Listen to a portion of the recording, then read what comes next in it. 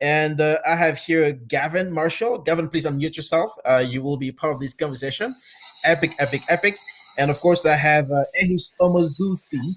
Ehis, welcome to the show. I have as well Tony. Tony is supposed to be moderating this conversation, not me. Tony, please, if you can hear me, come on stage. If not, please, my team, make sure that Tony actually comes onto this panel conversation. While this is happening, please introduce yourselves while Tony is coming onto the show, and he will certainly pick up from there. Richard, please go ahead. Okay, John. Well, it's awesome to be at the Blockchain Africa 2021. It's the 7th year that we've watched this conference, and a big, thumbs up to Bitcoin Events for allowing us to attend these conferences and just for what they do for the community. It's really awesome. Guys, my name's Richard D'Souza. I am the CEO and founder of Altcoin Trader, one of the local South African exchanges.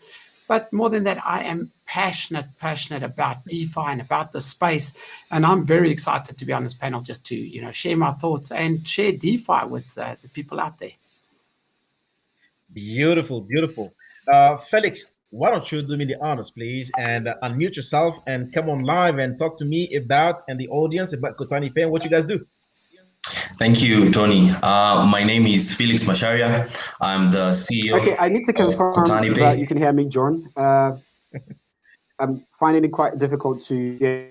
I've been good trying to come back on stage to make sure that back and forth go. Tony, sounds good.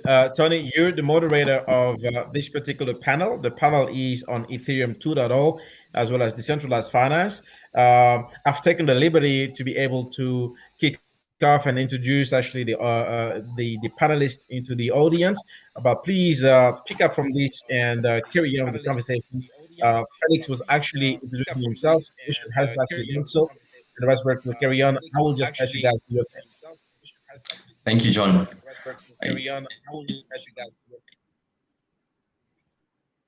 Yeah, so as I mentioned, Felix Masharia, CEO of Cotanyp. I've been in the space for 6 years now, so seen a lot of developments in the space. Cotanyp is a technology stack that enables blockchain protocols and blockchain dApps to connect to local payment channels on the continent. So we are currently live in Kenya, and we'll be going live in Ghana, Nigeria, and Zambia very soon. So excited to be here.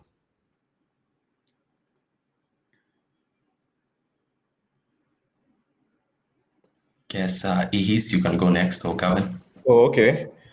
Yes, please go ahead. I will be backing Tony on this panel. Please go ahead. Okay, I'm Ehis, regional marketing lead for Africa Conflux Network.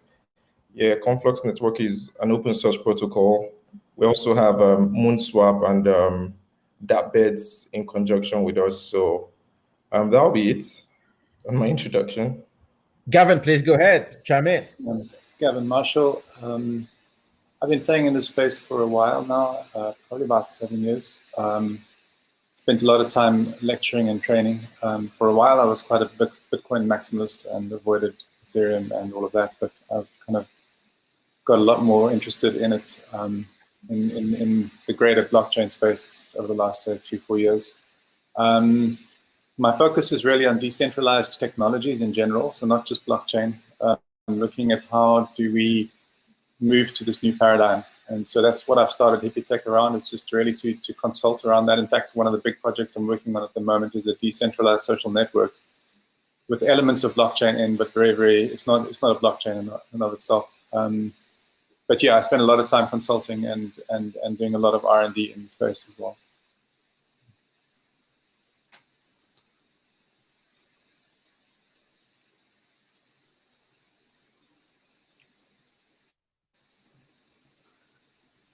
Okay, guys, I think Tony's been muted or he's having some technical difficulties. So I think if we're going to kick off, one of the questions that I get all the time, and I think that you guys probably get a similar question, is what is happening with Ethereum? Is it dead? Is it going to continue? Is 2.0 going to kick in and save us all? Or are we going to just battle on with these high fees? So I think I want to debunk some of those things. So I'll just quickly, for a couple of seconds, give you my thoughts on that. And then if we can all share our thoughts, and just any comments, feel free to drop in. But a lot of people are saying that Ethereum is really going through a tough time, and we know that to be true. But I would like to just caution every single person out there that's thinking that Ethereum is dead. The fact that the Ethereum fees are so high is indicative of the fact that this network is being used. A lot of people are telling me, I don't use Ethereum because the fees are just too high. And what I say to them is, well, guys, I am using Ethereum because I have this amazing invention called a calculator. And I can simply calculate if those fees will still make my interaction worthwhile. So while a lot of people are saying I'm not using Ethereum, I am using Ethereum every single day. And yes, there are astronomical fees, but there's a lot of people that are obviously still using Ethereum, and that is why the fees are so high. Ethereum is sort of balancing itself, because when everyone steps away, we see these fees drop, okay? And then people come back. So while the fees are high, it really bears testament to the fact that Ethereum is being used. Its closest competitor is five times smaller than Ethereum. So Ethereum has first mover advantage. And just quickly wrapping up with that, obviously there is going to be competition to Ethereum. And when I asked, well, which network are you going to use, Ethereum or its competitors? My answer is always very simple. I'm going to use all of them, because why wouldn't I just use all of them and get the most advantage of every different type of aspect of every type of network? So I would like to just tell people that are dismissing Ethereum and counting it out, watch this space, guys. Ethereum's not going anywhere. Certainly there will be competitors, but it's exciting. We need competition. And this decentralized alternative financial system that we're also very proud of is going to do massive, massive things. Not understanding it, not researching it, in my opinion, is absolutely irresponsible. Felix, if you want to take off from there and just share your comments with us. Yeah, thank you, Richard. I think I was initially very skeptical of Ethereum. I think, Gavin, we were in the same camp. This was back in, I think, 2017.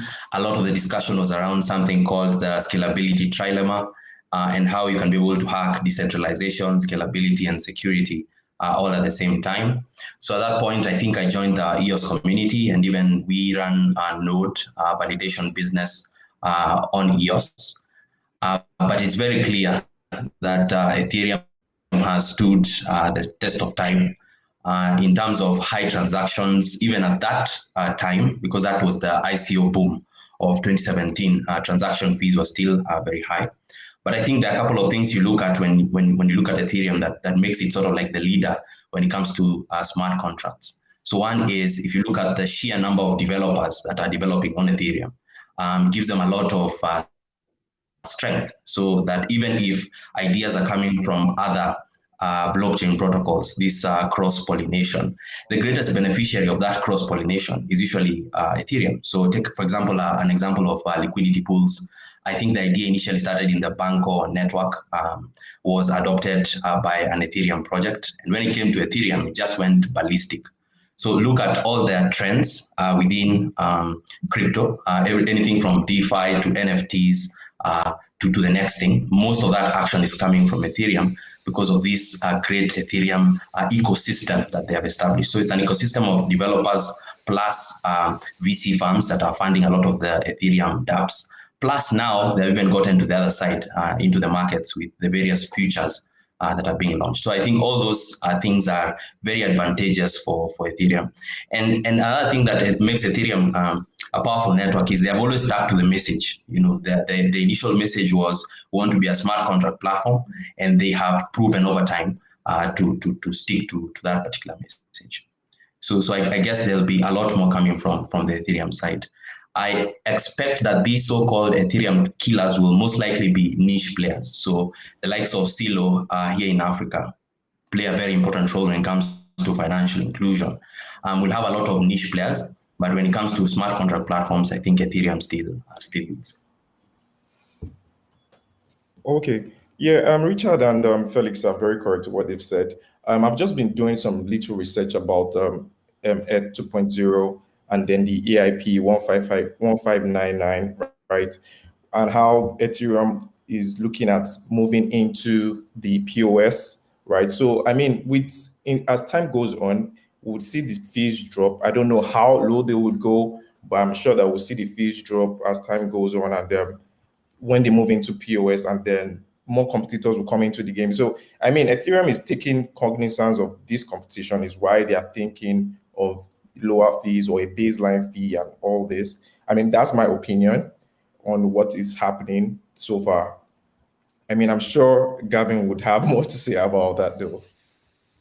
It's a very cool question. I've got a couple of opinions, and I'm not too sure which one I'm clinging to right now. The first is that Bitcoin was here as well. When Bitcoin fees were sky high, and all the guys in Ethereum were saying, like, you know, Bitcoin's dead, the fees are too high, Ethereum's much cheaper, Ethereum's going to, you spoke about the flippening and all of that kind of stuff. And now Ethereum's here, you know, and the reason Ethereum is here is because it's really popular. You know, like Richard said, the more use of Ethereum, the higher the fees are going to go. So that's the one aspect. You know, I think it's necessary for Ethereum to be here. You know, one of the biggest use cases of DeFi and ICOs for me isn't necessarily the use cases themselves, but it's actually just testing the hell out of the network and seeing where the problems arise. And Ethereum scalability has always been something that's been on the radar. I don't think proof of stake is going to solve the problem. Possibly, I think sharding is definitely going to help with solving the problem, and that's where Ethereum 2.0 comes in. I think the danger for Ethereum, though, is you know, the ecosystem isn't a good enough argument, in that there are a lot of platforms that are popping up with also supporting the EVM. You know, you've got you know, at the moment you've got Phantom, which started as a DAG platform, but it's a fully functional smart contract platform that is running full EVM. I'm still wrapping my head around the consensus mechanism, but it looks really, really interesting. They've got basically consensus within 700 milliseconds. You know, so they seem to have solved the problem in a very different way to how Ethereum is trying to solve it. I think the other big competitor to look at is Polkadot, in that what you have there is one of the founders of Ethereum who got frustrated with the speed at which Ethereum was moving forward and started to try and solve that problem, and out of that evolved Polkadot. Now, I think what Polkadot has is Ethereum 2.0 on steroids. You know, it's taking it much bigger than just sharding, and you can have multiple chains doing different things. So I don't necessarily write a smart contract, although I can. I mean, on Moonbeam, one of the parachains that are coming to Polkadot, you can do full EVM, but I could write my own blockchain that actually solves a certain problem.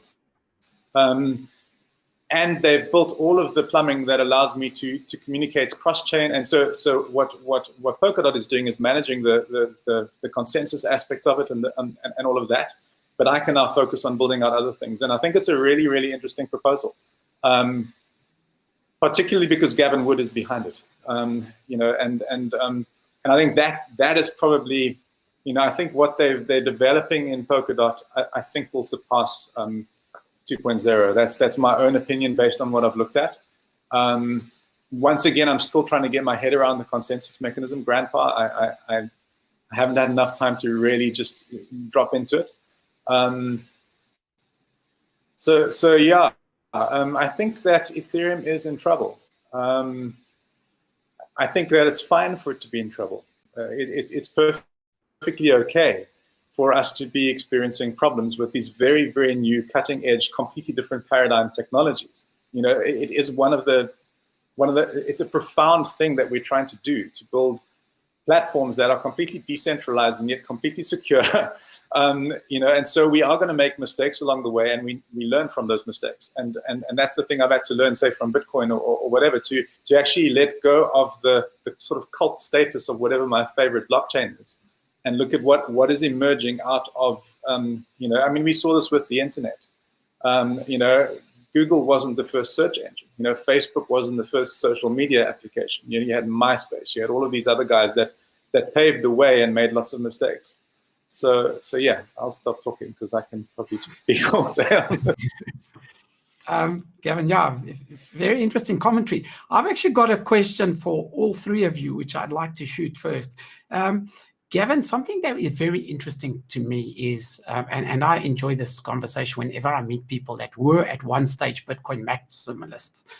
So I'd like you to just quickly tell me why are you still a Bitcoin maximalist, or are you now open to looking at other technologies? And the reason that I ask that is because, you know, just your comment that, yeah, Ethereum is in trouble, which I do agree with, but I'd like to point out it's only in trouble if you compare it to its competitors. If you look at it from a stance of market share, what's going to happen? If it is standing alone, it's not in trouble because it serves a massive, massive market. And whether Cardano or Polkadot, you know, those are the three founders that originally started Ethereum, Charles, Vitalik, and of course, Gavin Wood. But it's not in trouble if it lives in its own little world and is isolated from those others, right? So that would be something interesting. And while people are saying, you know, there's this tribalism, and they want to take a certain token and support a certain coin to such an extent that, like, I'm laughing because it just gives me more opportunity to work with every single protocol and maximize not only my knowledge, but my gains and the usefulness of every single platform and technology. And I get excited. So I am not tribal at all. I like to dabble with anything. And then I'm just going to shoot all my questions because it might be the last time I get to speak. So I'm very, very excited about Conflux protocol. I'm a big fan. I've used it quite a lot. And what I wanted to know is, you know, can we classify that as a second layer solution? I've seen the shuttle, you know, where you can swap between the platforms. And that is something that's very exciting. But I don't think that it has really gained the momentum that it could have gained because it is a reasonably big barrier to entry. You have to understand how to get onto that network. And a lot of people are just battling to work in the realm of that. And then Felix, also the last question to you, and you guys can maybe answer them in the order that I asked, just to keep some type of, you know, organization here, is what is your views on maximalism and people not taking advantage of the broader spectrum? You know, we've seen before, like if you support a soccer team, you know, and you get a girlfriend and she supports another soccer team, you like lose your mind.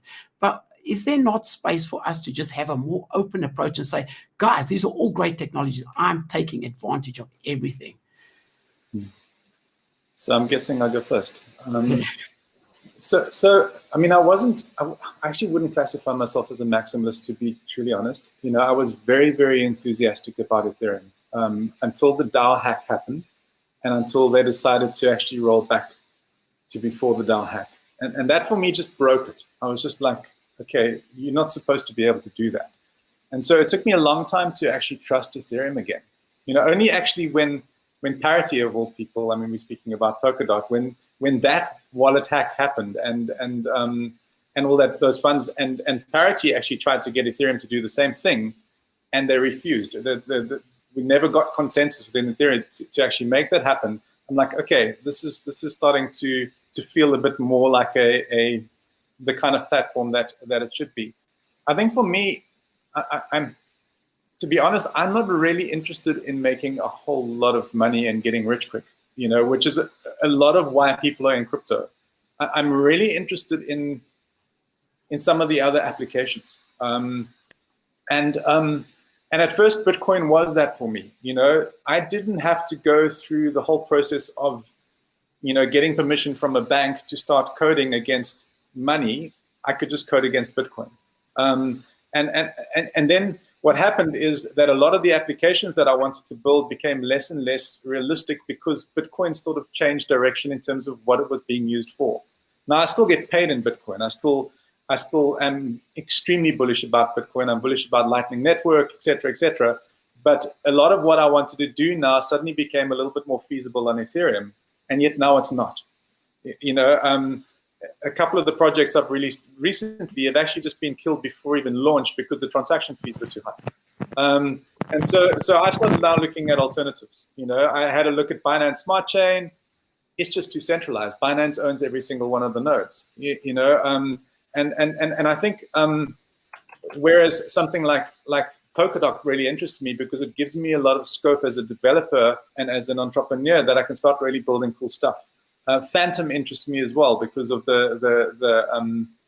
I think because of the originality. You know, I've been a little bit skeptical of DAGs as methods of consensus, if you would, but I think that Phantom has maybe solved that, and so I mean I'm still really diving deeper into it, but I'm feeling relatively optimistic compared to say IOTA. You know, IOTA, I don't know, it just felt dead on arrival because of the centralization. EOS as well. EOS just never, you know, it was just this big mess of tech that I never quite got what they were trying to do.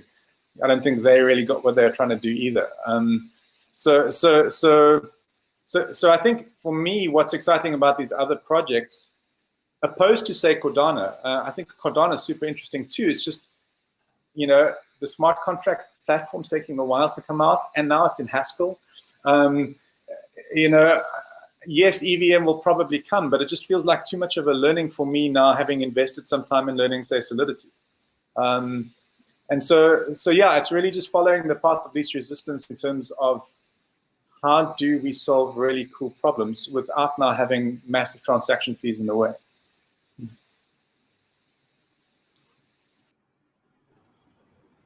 Okay, I would just go, right? Yeah, carry on. Okay. Yeah, so Gavin, I think you should try Conflux to start with. And then very interesting question, Richard. So unlike Ethereum has a large ecosystem, I mean, as we know. And then Conflux isn't there yet, but I mean, we are here to stay. We are here for the long run. So we are not pushing, we want the ecosystem is why we established base in Africa, and then to try to put the word out there here and there. We also have a Toronto office, right? To put the word there, here and there. We are here for the long run. We have Moonswap, we have the DEX, which is Moondex. We also have the shuttle flow, right? So we are bringing out use cases where people can use to do stuff from time to time. And then with time, I'm sure we would gain momentum, as you stated, Richard. Can I ask a quick question? You know, who is we? Who's Conflux. The we that you talk about?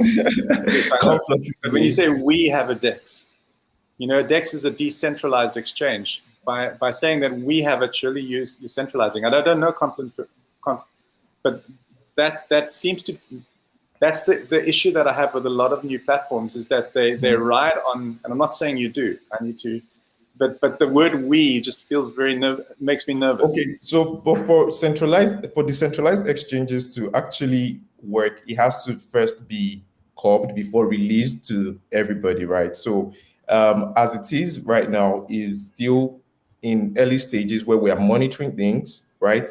And then at the end of the day, the we would no longer be there. Yeah, good answer there. Yeah.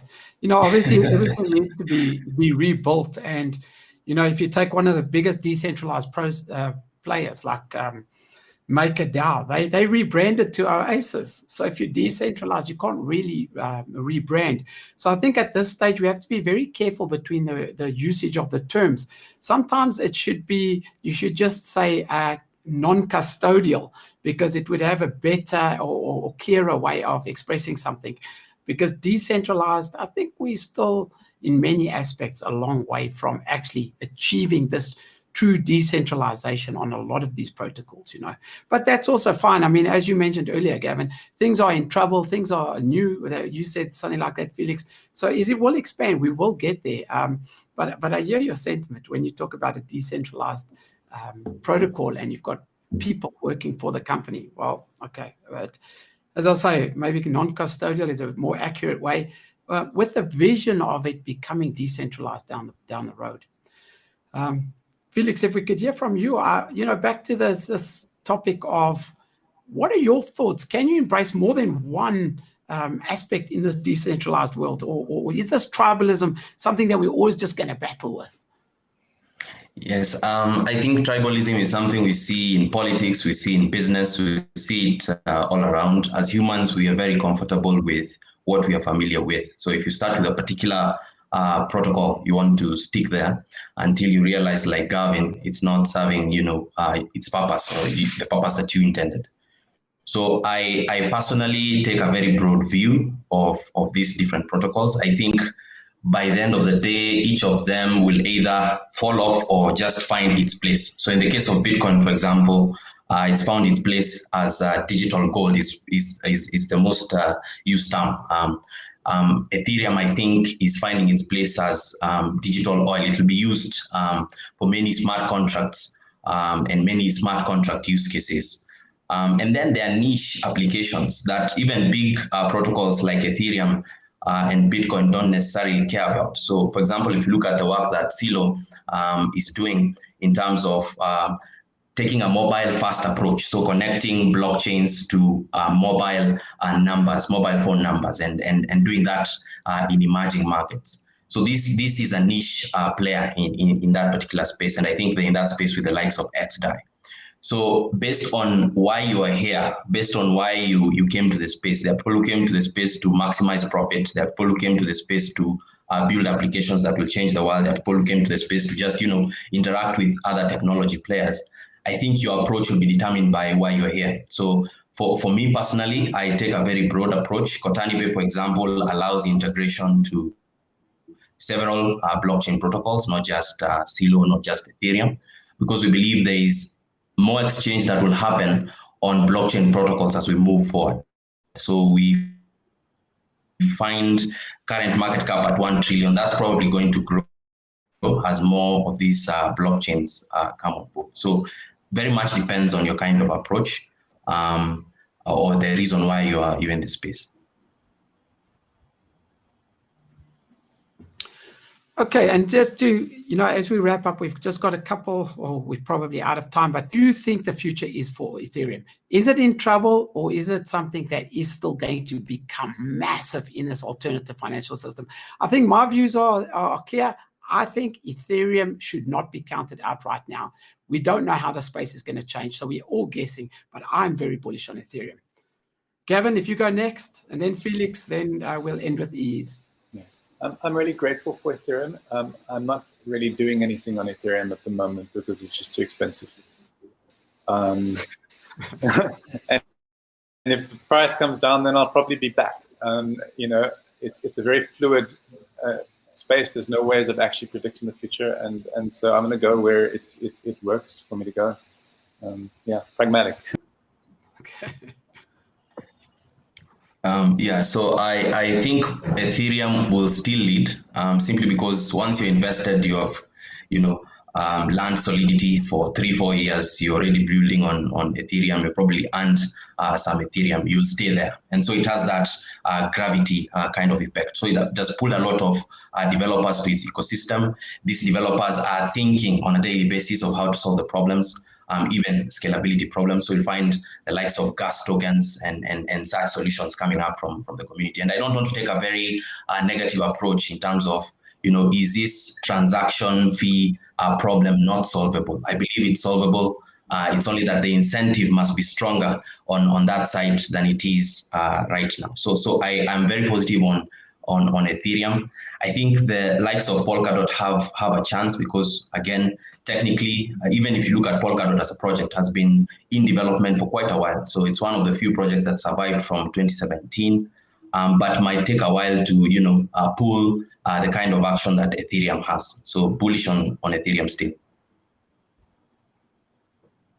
Ihis, what are your thoughts? Okay, I also think Ethereum is in trouble, but it's going to stay. Really, it's going to stay. But I would admonish people to take a look at Conflux network once again, and I mean it's solidity compatible also, and I don't see any reason why you would regret it because the fees are low as you would like it, Gavin. So yeah. But Ethereum is here to stay. The competition will still be there, but Ethereum is really here to stay. And as Felix said, there will be a solution for fees. in the long run. And then yeah, that's it for me. Okay. Richard, go on for your closing comments right there. Oh, thanks very much, John. You know, I see a lot of people in the comments saying that you can program in Solidity on Cardano, and that is true. And there's a lot of very exciting things about Cardano. You know, I always want to liken this comparison. When we see a lot of people, accountants specifically, that can't program, but when Microsoft Excel or any spreadsheet came out, all of a sudden we had accountants that were able to do amazing formulas, and this brought sort of you know, calculations and common day queries into mainstream. Now, the reason that I'm bringing that up, because you might think that's a bit odd, is that if you where you can simply drag and drop if statements and basically write smart contracts without knowing any. I think there is that this will do what Excel did for accountants, will bring people to be able to, the common man, write a smart contract. And those are the type of things that will really make big differences in this DeFi space. So if you compare it and something like that takes off and becomes mainstream, we're going to see that a protocol like Cardano could be massive. But yeah, guys, I enjoyed this discussion. I always enjoy. I'm very passionate about talking about DeFi. So yeah, I can see that. I can see that. Gentlemen, thank you very much indeed for your contribution. You all are doing an amazing, stellar job in your respective project and companies. And I look forward to meeting each and every single one of you in person. And let's keep this DeFi and blockchain world alive, guys. And thank you very much. We're going to go on a short break. And after that particular break, we are going to kick off with the state of blockchain keynote address from Sandra Rowe. So I'll see you guys back in 6 minutes. Let's take a break, guys. Cheers. All right.